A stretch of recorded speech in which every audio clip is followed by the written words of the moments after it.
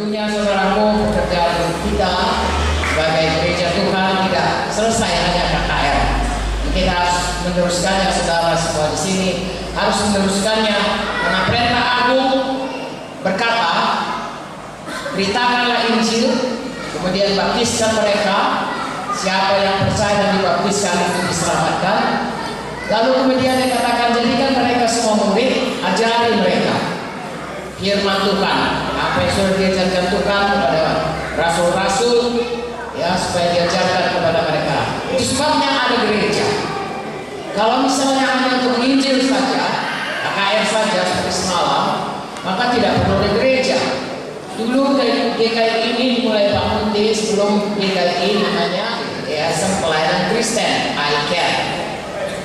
Kebanyakan adalah menginjil, saudaraku. Tapi kemudian ada juga hari Jumat, ya, itu kebaktian. Tapi tidak bisa ada komunitas, karena itu bukan gereja. Hanya ada sekedar menyampaikan firman Tuhan, ya, untuk membangunkan iman di sana sini. Tetapi yang dikatakan dengan gereja, yaitu eklesia, itu orang-orang yang sudah selamat, dipisahkan dari dunia ini, kemudian diajari untuk bisa menjadi murid Tuhan, bahkan menjadi pengantin Kristus. Kalau nanti Yesus datang, siap untuk terangkan bersama dengan Tuhan Yesus. Jadi saudaraku, sesudah ada KKR, saudara harus meneruskan pekerjaan itu. Walaupun banyak yang menerima Yesus, tapi kalau tidak diteruskan, sama seperti saya ini dokter anak, saudaraku. Biasanya kami kalau sudah ada anak lahir di bagian kebidanan, di rumah sakit itu ada bagian kebidanan, ada bagian anak. Kalau dia sudah lahir, maka dia ibunya masih tinggal di bagian kebidanan, tetapi anaknya, walaupun dia tinggal di ruang dengan ibunya, dia sudah masuk bagian kami, bagian anak. Kamilah yang harus memelihara anak itu, supaya anak itu hidup terus selama di rumah sakit, dan kemudian diajarilah ibunya itu supaya pergi ke posyandu ataupun pergi ke rumah sakit, selalu mengcek anaknya itu supaya anaknya itu bertumbuh dengan baik. Mengapa?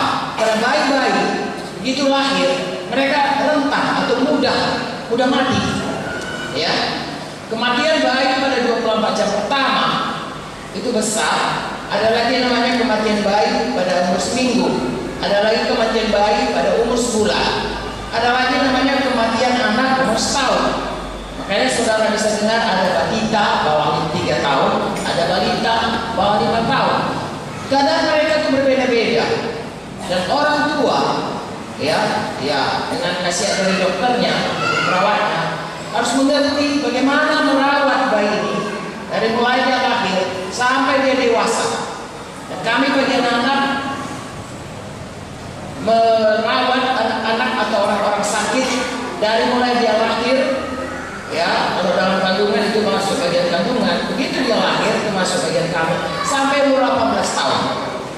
Dulu saya mau jadi dokter anak, saudaraku, karena 60% penduduk dari Indonesia ini adalah anak-anak sampai 18 tahun, 60%. Saya melihat, saudaraku, itu adalah potensi yang sangat besar bagi manusia. Kalau baik dia pada masa anak-anaknya, seperti kata firman Tuhan, didiklah anakmu pada waktu muda dengan firman pada waktu tua, dia tidak akan menyimpang dari jalan Tuhan. Dan saya sangat bersyukur, saudaraku, ya, saya bisa masuk dalam bagian dokter anak. Waktu itu saya belum selamat. Saya sangat bersyukur. Kemudian ada program dari pemerintah, bagaimana ada dibuka posyandu semuanya, saudaraku, mulai dari Bapak Soeharto waktu itu, ya, sehingga bayi-bayi itu mulai dari lahir sampai dia dewasa bisa tumbuh kembang, bisa dirawat dengan baik sehingga bisa sehat, kuat, dan kemudian jadi warga negara yang baik. Itu secara badan.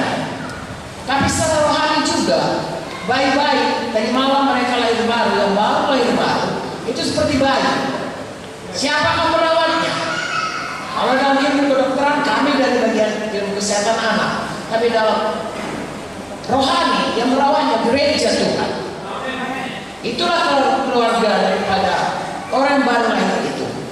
Seorang anak kalau tidak ada keluarga, ya, yang merawatnya, maka anak itu, saudaraku, dapat dipastikan tidak akan bisa bertumbuh dengan baik.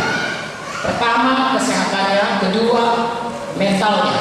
Ya, bisa-bisa dia saudaraku jadi orang yang tidak baik pertumbuhannya, bisa jadi preman, bisa jadi orang yang depresi dan lain sebagainya. Karena tidak ada orang tua, bahkan bisa mati seperti saya katakan tadi pada umur yang dini. Nah, saudaraku, itu sebabnya Tuhan memberikan kepada kita perintah.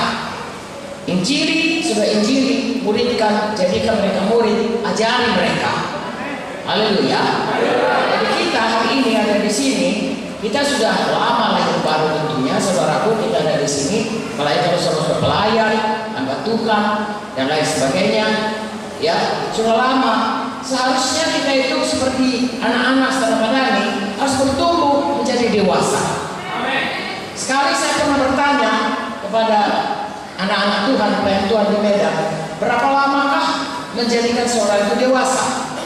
Kalau secara badani, tadi saya sudah katakan saudaraku, ya sampai umur 18 tahun. Kalau 18 tahun mulai bisa masuk memilih di pemilu, itu sudah dianggap dewasa.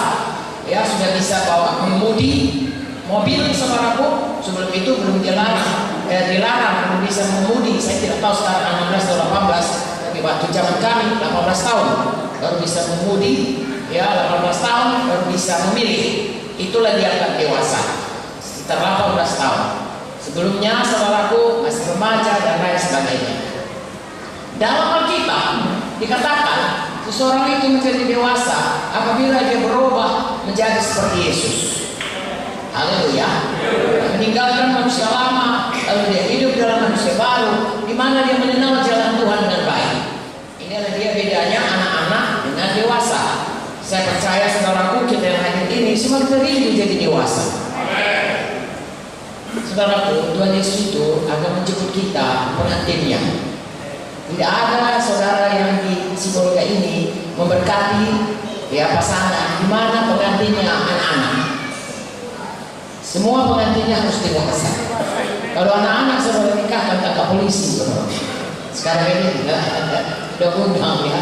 Ya boleh sembarangan kawin, ada umurnya. Ya, itu secara duniawi aja. Tadi firman Tuhan berkata, Tuhan akan menjemput pengantinnya. Sudah tahu dari mulanya Tuhan menentukan misalnya pasangan-pasangan yang menikah, Tuhan berikan jodoh yang sepadan. Tentunya saudaraku, Tuhan Yesus juga punya jodoh yang sepadan. Dalam buku Efesus dikatakan, pengantin yang tidak bercacat, tidak berkerut, Tuhan kuduskan itu. Jadi kita juga harus menjadi gereja yang berjalan dalam kekudusan dan kebenaran Tuhan, dewasa secara rohani, supaya layak menjadi pengantin Kristus.